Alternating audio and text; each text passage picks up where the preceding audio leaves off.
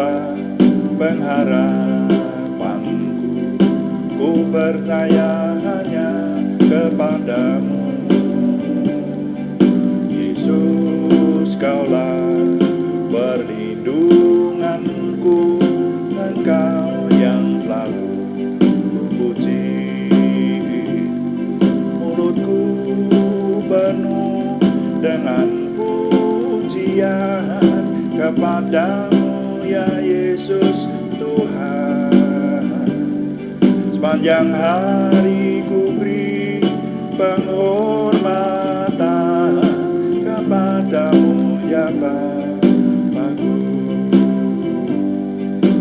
Tuhan, Kaulah pengharapanku, ku percaya hanya kepadamu. Yesus, Kaulah perlindunganku, Engkau yang selalu kupuji. Mulutku penuh dengan pujian kepadamu ya Yesus Tuhan. Sepanjang hari ku beri penghormatan kepadamu ya Bapakku. Kami memuliakan Engkau Bapa, kami tinggikan, kami agungkan nama-Mu. Hati kami merindu, hati kami selalu ingin memuliakan nama-Mu Tuhan, mengagungkan, memuji-muji Engkau Bapa.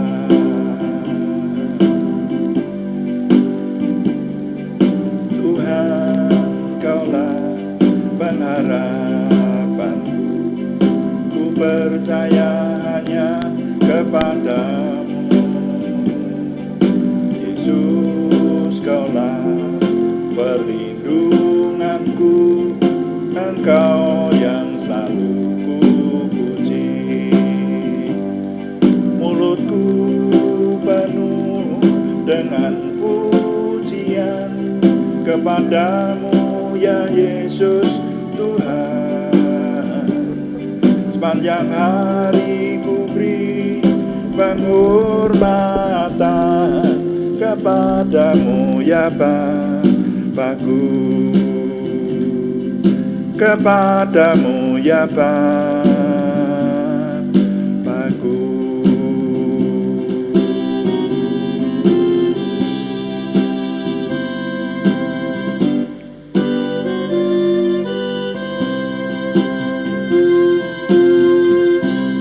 Bapa, kami mengucap syukur untuk malam hari ini. Tuhan memberkati, kami sungguh mengucap syukur untuk semua yang Tuhan anugerahkan kepada kami, sehingga kami dapat terus memuliakan Tuhan, memuji Tuhan.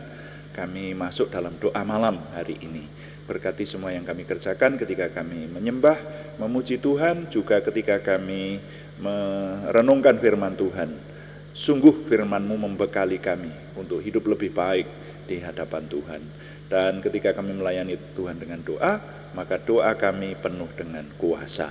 Terima kasih Bapa, dalam nama Tuhan Yesus Kristus kami berdoa. Haleluya. Amin. Selamat malam Bapak Ibu Saudara sekalian yang sudah bersama dengan kita di sini dalam doa malam hari ini. Doa malam melalui online ini diadakan secara iman Kristiani dengan dasar keyakinan kepada Tuhan Yesus Kristus, Yeshua HaMasyiah, Isa alaihi salam, Juru Selamat dunia, Imam Besar Agung kami.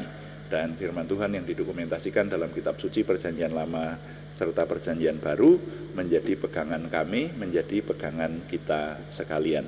Saudara sekalian, sekali lagi kami mengingatkan bahwa untuk doa malam itu kami dedikasikan untuk menjawab pertanyaan. Karena itu kalau ada pertanyaan rohani yang kira-kira kami bisa menjawab itu dan menjadi pergumulan buat saudara, menjadi pertanyaan begitu, silahkan dikirimkan kepada kami, nanti akan kami jawab dalam doa malam. Akan menjadi tema-tema dalam doa malam kita, saudara ya. Dan juga seringkali kita mendedikasikan doa malam ini untuk mencermati apa yang terjadi pada zaman ini. Kalau ada hal-hal yang viral itu kita perlu merenungkannya sesuai dengan firman Tuhan, bagaimana kita bisa menjawab tantangan zaman seperti itu, saudara ya. Nah, untuk kali ini saya ingin mengajak Anda untuk merenungkan sebuah perenungan, judulnya Awas, Iman Dapat Gugur. Ini sebuah peringatan. Awas, iman dapat gugur. Kita baca dulu Lukas pasal 22. Lukas pasal 22 ayat 31 sampai 32. Ini pernyataan Tuhan Yesus. Tuhan Yesus berkata kepada Simon Petrus. Tuhan berkata demikian, Simon, Simon, lihat, iblis telah menuntut untuk menampi kamu seperti gandum. Tetapi aku telah berdoa untuk engkau, supaya imanmu jangan gugur. Dan engkau, jikalau engkau sudah insaf, kuatkanlah saudara-saudaramu. Sampai di situ pembacaan saya. Nah, saudara, ini saya ingin menceritakan latar belakangnya dulu ya, ayat ini. Jadi ini di sini Tuhan Yesus sedang berkumpul dengan murid-muridnya, makanya di bawah perikop percakapan waktu perjamuan malam. Jadi sedang mengadakan perjamuan terakhir itu, saudara. Ya, ini. Nah, lalu murid-muridnya itu rupanya ya yang namanya murid-murid itu sering ngerumpi guyonan begitulah. Siapa yang terbesar di antara kita ini gitu. Yang terbesar di hadapan Tuhan siapa begitu. Nah, lalu Tuhan Yesus berkata, raja-raja, bangsa-bangsa memerintah rakyat mereka dan orang-orang yang menjalankan kuasa atas mereka disebut pelindung-pelindung. Tetapi tidaklah demikian, melainkan yang terbesar di antara kamu hendaklah menjadi sebagai yang paling muda dan pemimpin sebagai pelayan. Itu pernyataan Tuhan Yesus. Sebab siapakah yang lebih besar, yang duduk makan atau yang melayani? Bukankah dia yang duduk makan? Tetapi aku ada di tengah-tengah kamu sebagai pelayan. Jadi Tuhan Yesus menyatakan bahwa dunia ini yang disebut yang terbesar itu yang dilayani. Tapi kalau konsepku enggak, itulah kira-kira kalau dengan bahasa saya. Tuhan Yesus berkata, kalau konsepku yang terbesar itu yang melayani. Makanya saudara, yang namanya pelayanan itu, enggak enak loh pelayanan itu, saudara. Apalagi melayani Tuhan itu, sedang enak-enaknya makan, ditelepon ada jemaat sakit, minta didoakan, ya sudah, tinggalkan makan, cuci muka, berangkat mendoakan. Itulah kalau hamba Tuhan yang baik. Seperti itu. Sedang enak-enaknya menikmati acara apa, ditelepon ada jemaat meninggal, wah ya sudah, begitu, harus segera menyampaikan penghiburan, harus menunggui. Kalau ya banyak hamba Tuhan punya prinsip, kalau di tempat jemaat yang meninggal itu harus sesegera mungkin, gitu. Itu ya, kecuali kalau di luar kota atau apa namanya jauh gitu ya, tapi kalau ada sekota gitu harus sesegera mungkin gitu. Nah, kemudian Tuhan menyatakan banyak hal seperti itu, gitu ya. Lalu akhirnya Tuhan berkata kepada Petrus, Simon, Simon, lihat, iblis telah menuntut untuk menampi kamu seperti gandum. Menampi gandum itu gimana? Menampi itu memilihi yang bermutu sama yang tidak bermutu, saudara. Jadi minta maaf kalau saya dibesarkan di daerah Jogja, saudara ya. Ada istilah-istilah bahasa Jawa yang saya serap. Jadi zaman dulu orang tua saya itu kalau mau membuat beras, mau mengupas beras itu ya, yang sekarang dengan selepan itu. Kalau dulu kan dengan ditumbuk dengan lesung dan alu itu alatnya. Nah itu ditampi dulu, ditampi itu dengan alat namanya tampah. Saudara, orang-orang Jawa Tengah mungkin memahami, yaitu sebuah tempat yang terdiri dari anyaman bambu lalu dibentuk menjadi apa namanya bulatan begitu. Nah kemudian si gabah belum menjadi beras, masih sama kulitnya itu begini sambil ditiup. Jadi nanti beras atau gabah, masih gabah ya, gabah padi yang masih dengan kulitnya itu yang tidak berisi padi nanti akan terbawa angin, begitu. Lalu nanti yang ada di tempat itu, yang ada di tampah itu adalah beras yang berisi padi yang berisi beras, maksud saya seperti itu. Itu namanya ditampi. Ditampi itu dipilihi dengan mekanisme. Nah, Tuhan Yesus berkata kepada Simon Petrus, iblis minta izin kepadaku, kira-kira begitulah, untuk menampi kamu, imanmu mau diuji gitu. Nah, tetapi ayat berikutnya ini yang perlu saya ajak saudara untuk merenungkannya. Tetapi aku telah berdoa untuk engkau supaya imanmu jangan gugur. Nah, jadi dengan demikian maka saya mengambil kesimpulan, saya menyerap dalam hal ini Tuhan Yesus sendiri menyatakan bahwa iman itu dapat gugur. Hati-hati. Iman itu dapat gugur. Tahu artinya iman? Percaya kepada Tuhan. Dan itu bisa gugur. Orang menjadi tidak percaya lagi kepada Tuhan. Lah kan sekarang sudah banyak kita lihat. Wah, yang paling banyak membuat saya nangis batin adalah masalah perkawinan. Betapa banyak orang muda yang imannya aja belum teguh, tapi karena pacaran kemudian meninggalkan Tuhan Yesus dan ikut konsep Tuhan yang lain. Ingat, di dunia ini ada banyak konsep tentang Tuhan loh saudara. Tetapi Tuhan yang Maha Kuasa yang sungguh-sungguh itu sesuai dengan iman Kristiani hanya yang kita kenal dalam nama Tuhan Yesus Kristus. Ya, pindah keyakinan boleh kalau tetap berpegang kepada Tuhan Yesus Kristus dan hidup sesuai firman-Nya gitu. Boleh ya pindah iman. Nah, tapi kan ya kemungkinannya kecil atau bahkan banyak yang tidak mungkin gitu. Kalau namanya sudah pindah keyakinan, hatinya sudah tidak setia kepada Tuhan lagi, begitu. Menggunakan konsep yang lain, nah seperti itu. Jadi iman itu dapat gugur. Bahkan beberapa orang bukan hanya iman itu dapat gugur itu ditampi iblis, itu banyak cara lah iblis itu. Ya tadi dengan perjodohan, itu yang paling menonjol kalau sekarang menurut saya begitu. Kemudian dengan apologetika. Nah, apologetika itu perdebatan tentang agama. Makanya hati-hati, tidak boleh berdebat loh itu. Yang boleh itu memberitakan kabar keselamatan. Kalau berdebat itu setahu saya tidak boleh. tidak perlu itu berdebat soal agama itu. Nah, kalau meyakinkan orang itu kan berbeda itu, orang per orang, keluarga sendiri misalnya semacam itu. Nah, apologetika bisa. Terbukti ada hamba Tuhan saja meninggalkan imannya. Nah, gitu kan kalah apologetika. Itu saudara, kalah konsep seperti itu. Nah, kemudian sakit bisa saudara, keluarga sakit bisa. Saya pernah melihat keluarga waktu saya masih muda banget, masih remaja gitu. Ada keluarga yang kemudian tidak mau menyembah Tuhan lagi karena berdoa anaknya yang sakit dan tidak disembuhkan Tuhan. Lalu marah sama Tuhan dan tidak menyembah Tuhan lagi. Jadi iman itu dapat gugur seperti itu. Lalu ada lagi kemalasan ya, kemalasan itu enggan memikirkan jalan ke surga, itu orang enggan. Hanya orang-orang yang memikirkan hal-hal yang rohani, yang memikirkan tentang keimanan itu saudara, kalau menurut saya. Ya, pengalaman saya membuktikan waktu saya muda saya sudah memikirkan yang utama dalam hidup saya adalah jalan ke surga. Saya memikirkan bahwa kematian itu bisa datang kapanpun.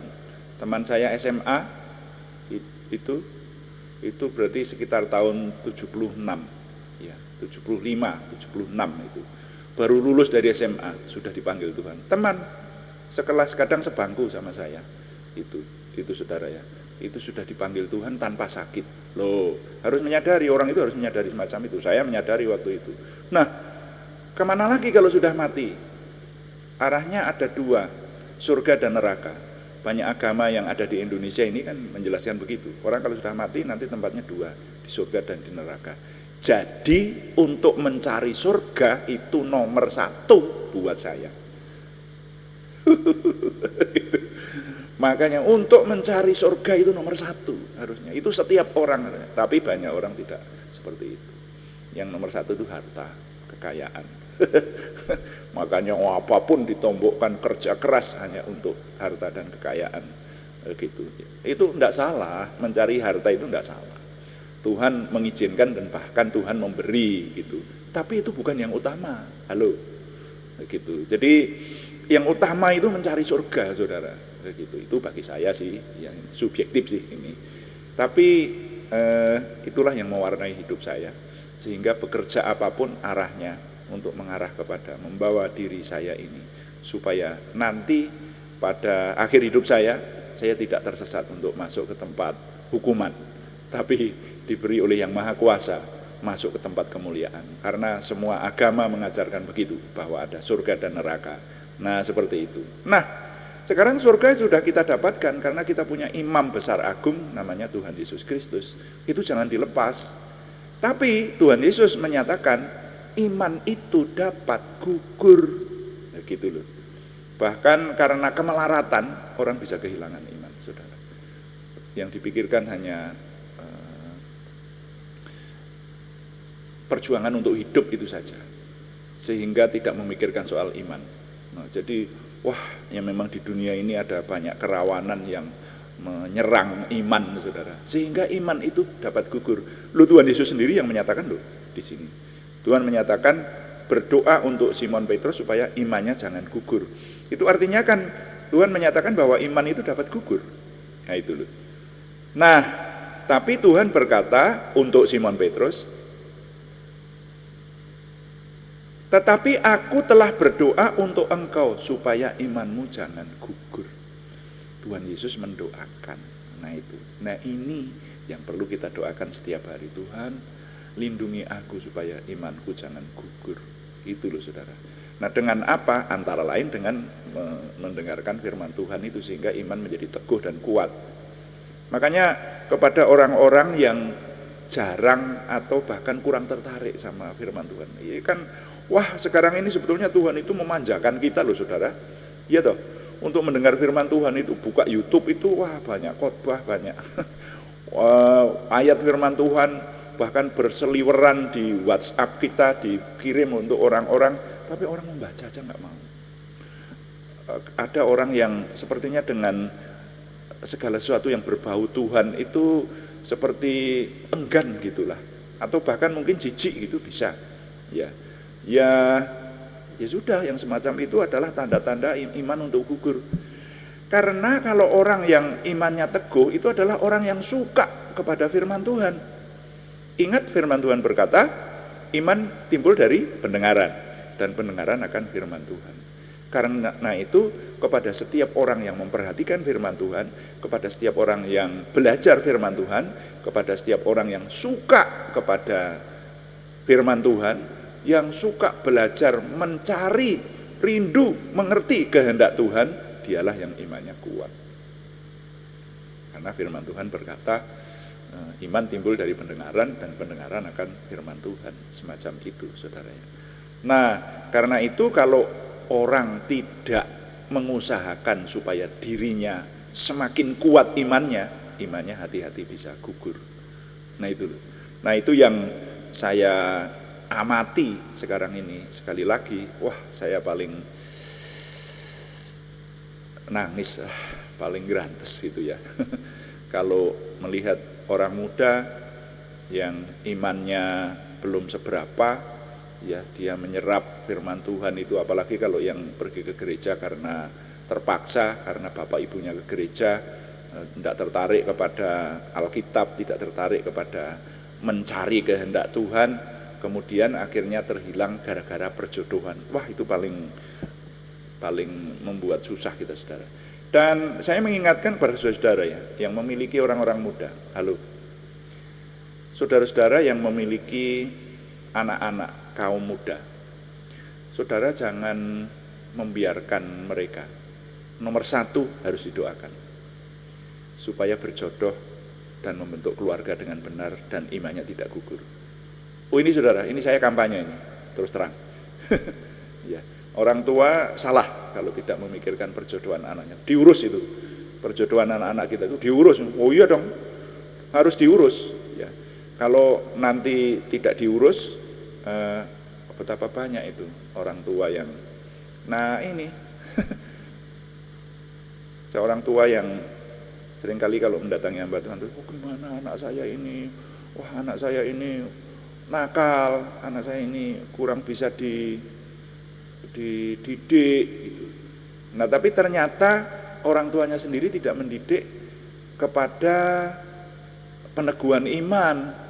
Di tengah keluarga tidak ada mesbah keluarga, apalagi mesbah keluarga berdoa bareng aja enggak. Ya kalau mau makan berdoa bareng, mau pergi berdoa bersama-sama seperti itu. Apalagi membaca Alkitab bersama-sama. Wah. Nah kalau yang terjadi semacam itu, ya wajar kalau anak-anak imannya, oh ya gayik, anak-anak imannya enggak kuat. Karena tidak dipelihara, saudara, supaya imannya teguh. Nah itu loh. Bahkan ada seorang ayah yang ketika ibunya, saya mendapat cerita semacam ini, ketika ibunya mengajak untuk bersekutu, ayahnya yang tidak mau. Ketika ayahnya yang tidak mau, ya sudah, semua anak nggak mau. Anak-anak tinggal bilang, loh papa aja nggak mau kok, seperti itu. Nah, jadi mendidik anak-anak kita untuk memiliki iman teguh itu tidak bisa disambi sambil melakukan sesuatu gitu. Bisa saja, tetapi ada waktunya serius. Mendidik orang untuk benar-benar teguh imannya itu serius. Mengajak orang untuk mengerti kehendak Tuhan, mengerti firman Tuhan. Itu tugas setiap kepala keluarga, dibantu oleh ibu rumah tangga sebagai wakil kepala keluarga. Dan anak-anak itu kita didik untuk berdoa, diawasi saudara. Kalau mau makan berdoa, mau pergi berdoa, hatinya berpaut kepada Tuhan, itu orang tua yang menjaga. Jangan nanti kalau sudah anaknya menikah dengan orang lain imannya hampir hilang, baru geger, baru bingung, ini gimana, ya gimana? Ya, saya ini kurang apa ya, kurang ajar, kurang belajar. Kurang ajar itu artinya kurang belajar itu, kurang belajar firman Tuhan. Nah, dan kurang mendidik anak untuk takut kepada Tuhan. Nah, itu loh saudara. Itu yang saya amati sebagai hamba Tuhan, banyak terjadi semacam itu. Nah, saya mengimpartasikan ini kepada orang-orang tua. Jangan seperti itu. Kita harus kenceng gitu. Kita harus kuat untuk mendoakan dan membawa keluarga kita merasa memiliki takut akan Tuhan dan memuliakan Tuhan. Seperti itu saudara-saudara ya. Nah, jadi iman itu dapat gugur. Nah, menjaga iman itu tidak bisa dengan instan. Menjaga iman itu kita dan keluarga kita harus dengan telaten, teguh dan kuat. Gitu. Saya berdoa banyak keluarga yang kuat. Amin. Saya berdoa supaya semua yang mendengar renungan hari ini, keluarganya adalah memiliki keluarga yang kuat imannya. Keluarga-keluarga yang telaten menjaga imannya sendiri dan keluarganya untuk teguh kepada Tuhan. Dan sekali lagi, itu tidak bisa instan, tetapi harus telaten. Kita harus mendoakan, menjagai, mengusahakan iman timbul dari pendengaran, dan pendengaran akan firman Kristus. Nah, Tuhan Yesus mengingatkan Simon tadi bahwa Tuhan menuntut supaya kamu ditampi imanmu gugur atau tidak. Tapi aku sudah berdoa kepadamu, kepada Tuhan untukmu supaya imanmu jangan gugur gitu. Dan di sini ayat ini ditutup dengan, dan engkau, jikalau engkau sudah insaf, kuatkanlah saudara-saudaramu. Nah, jadi ada waktunya nanti sudah diprediksi oleh Tuhan Yesus, Simon ini akan insaf dari gangguan. Nah, akhirnya nanti terjadi toh. Jadi ini perjamuan malam terakhir itu loh. Makanya ini sebelum ini kan kalau saudara membaca seluruh perikop, nanti di situ dinyatakan Simon berkata, Tuhan, aku bersedia mati, masuk penjara dan mati untuk engkau. Tapi Tuhan Yesus mungkin sambil senyum berkata, Simon, malam ini sebelum ayam berkokok engkau sudah mengingkari aku 3 kali, dikatakan semacam itu. Nah, lalu benar-benar terjadi kan? Jadi sebelum ayam berkokok, Simon sudah menyangkal Tuhan Yesus selama 3 kali. Dan ketika dia selesai 3 kali menyangkal Tuhan, ayam berkokok waktu itu. Nah, sehingga inilah yang perlu kita lakukan. Kita minta kepada Tuhan supaya iman kita jangan gugur, ya. Makanya setiap doa saya sering menyelipkan, Tuhan berikan kepadaku setia sampai akhir. Ya, setia sampai akhir. Itu perlu kita berdoa dan mengusahakan untuk kita dan keluarga kita. Jadi nilai yang dapat kita serap dalam perenungan malam hari ini, saya ketengahkan bunyinya begini: menjaga dan mengusahakan supaya iman kita dan keluarga kita tidak gugur menjadi kewajiban yang tidak dapat ditawar. Saya ulangi, menjaga dan mengusahakan supaya iman kita dan keluarga kita tidak gugur menjadi kewajiban yang tidak dapat ditawar. Tuhan dipuji, amin. Mari kita melayani Tuhan dengan doa. Kita berkata, kuduskan hati kami untuk kami berdoa, dan kita akan berdoa syafaat, termasuk mendoakan nama-nama yang harus kita doakan hari ini.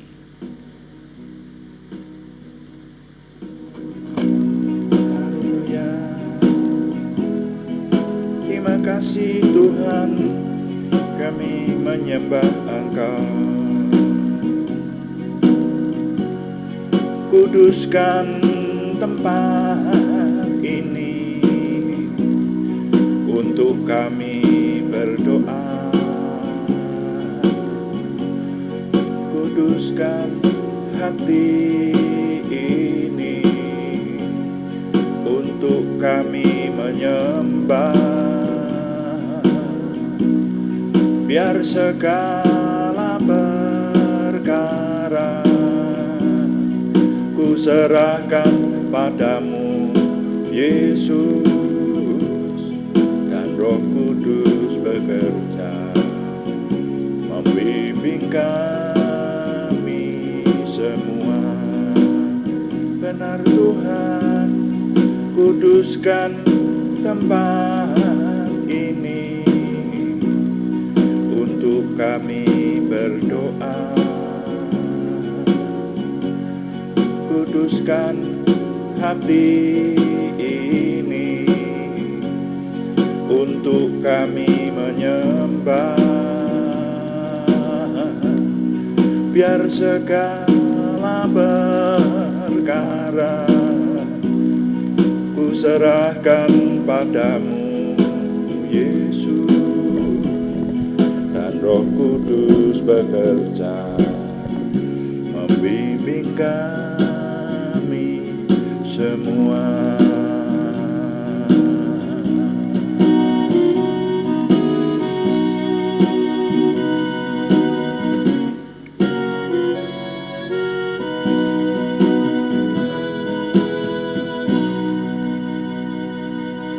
Bapa, kami mengucap syukur untuk firman-Mu, jadikan firman-Mu tetap menguatkan kami.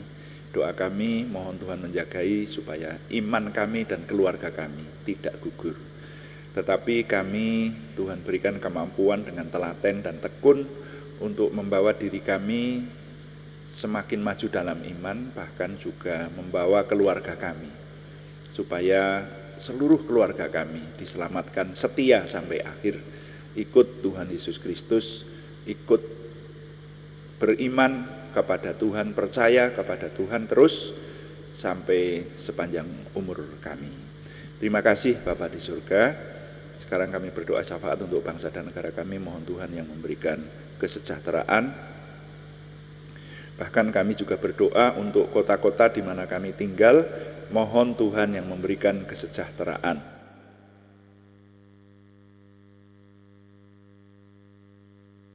Kami berdoa supaya dijauhkan dari segala kerusuhan, segala kekacauan, tetapi Tuhan memberikan kedamaian di tengah bangsa dan negara kami dan kota-kota kami.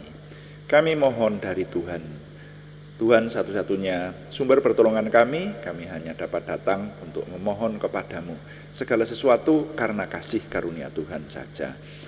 Terima kasih Bapak, sekarang kami izinkan berdoa untuk nama-nama yang harus kami panjatkan setiap hari. Dalam minggu ini kami masih harus berdoa untuk nama-nama yang terutama yang membutuhkan kesembuhan dari Tuhan.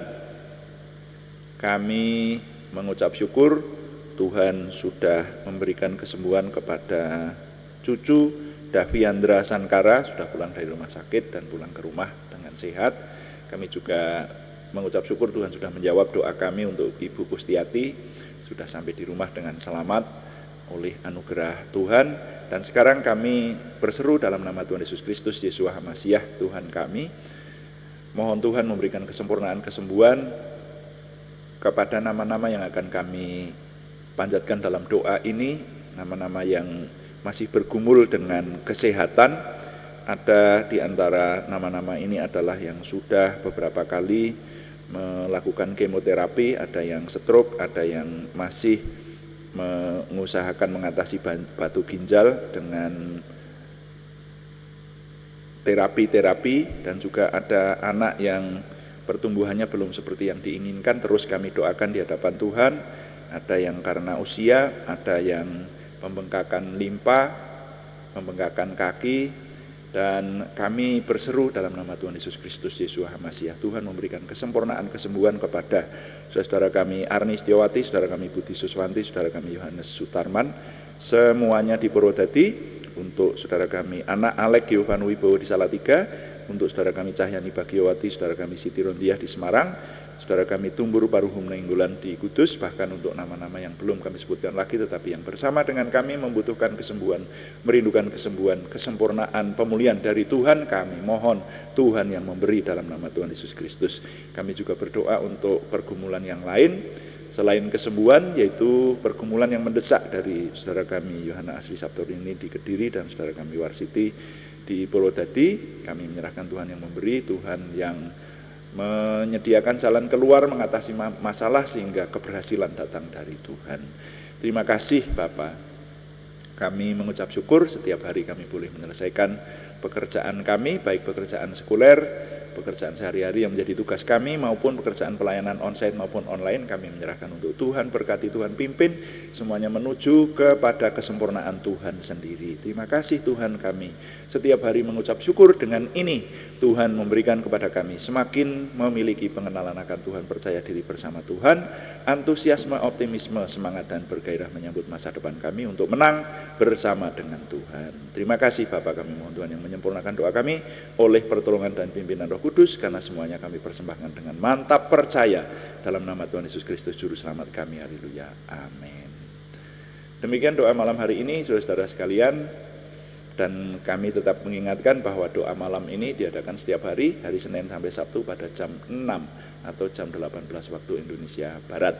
Saudara kalau mau mengikuti live streamingnya pada jam-jam tersebut, juga ada doa pagi pada setiap jam 5 pagi pada hari-hari yang sama saudara. Tapi kalau saudara terlambat mengikuti live streaming, untuk mendengarkan renungan yang kami sampaikan ini masih bisa didengarkan lagi dengan mengeklik ke di channel kami tentu saja. Saudara-saudara yang sudah memberikan subscribe lebih mudah mencarinya dan mendengarkan kembali renungan yang mungkin terlewat belum Anda dengarkan karena Anda terlambat, itu bisa diulangi, didengarkan kembali seperti itu saudara.